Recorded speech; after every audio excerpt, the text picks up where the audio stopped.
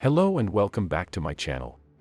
Today, we're going to be talking about a topic that's both fascinating and terrifying at the same time.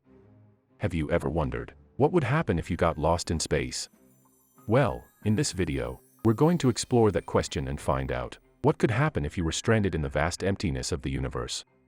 Before we look at this, a quick reminder to give this video a thumbs up, and also subscribe to our channel for more videos just like this one. Firstly, space agencies like NASA have very strict safety protocols, which has some strict rules.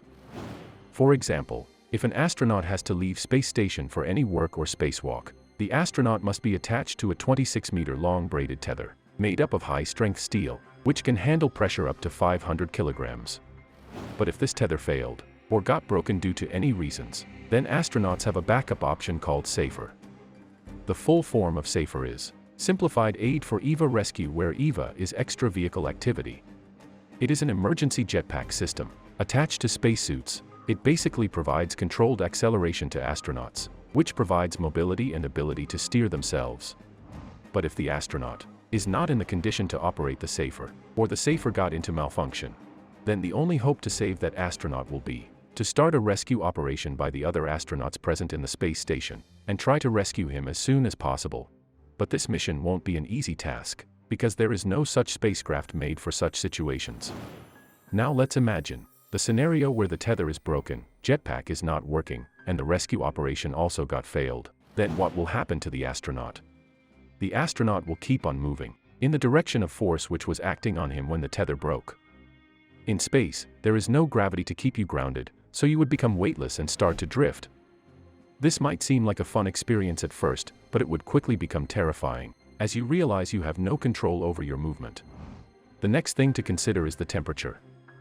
Space is incredibly cold, with temperatures dropping to -270 degrees Celsius. Without any protective gear or a spaceship to keep you warm, you would quickly freeze to death. On the other hand, if you were too close to a star, you could also burn up from the intense heat. Another danger in space is harmful radiation. The Earth's atmosphere protects us from most of the harmful radiation that comes from the sun and other sources. However, in space, you would be exposed to high levels of radiation, which could cause severe damage to your body's cells and DNA. If you were facing the Earth after getting disconnected, you will be forced to re-enter the Earth's atmosphere.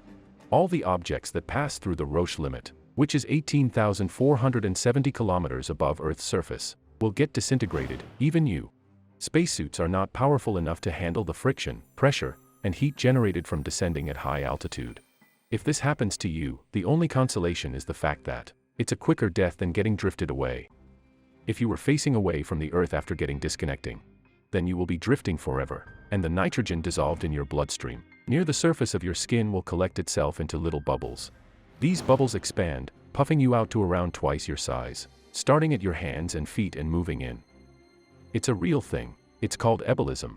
You'll look like the worst balloon animal ever, and you'll feel pretty miserable, but you won't be dead. The inflated bubbles will cause significant tissue damage, but other things will kill you first.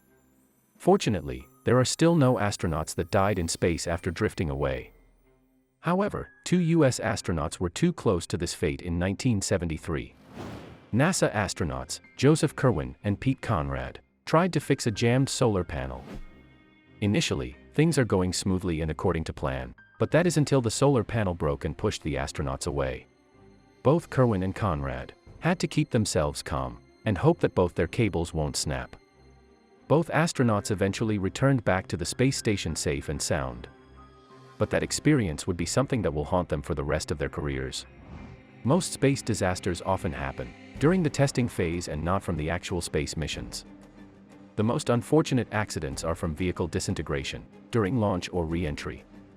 However, it doesn't mean that getting lost in space is not possible. It can still happen. That's why astronauts do the necessary steps to avoid this scenario. So, as you can see, getting lost in space is not a pleasant experience.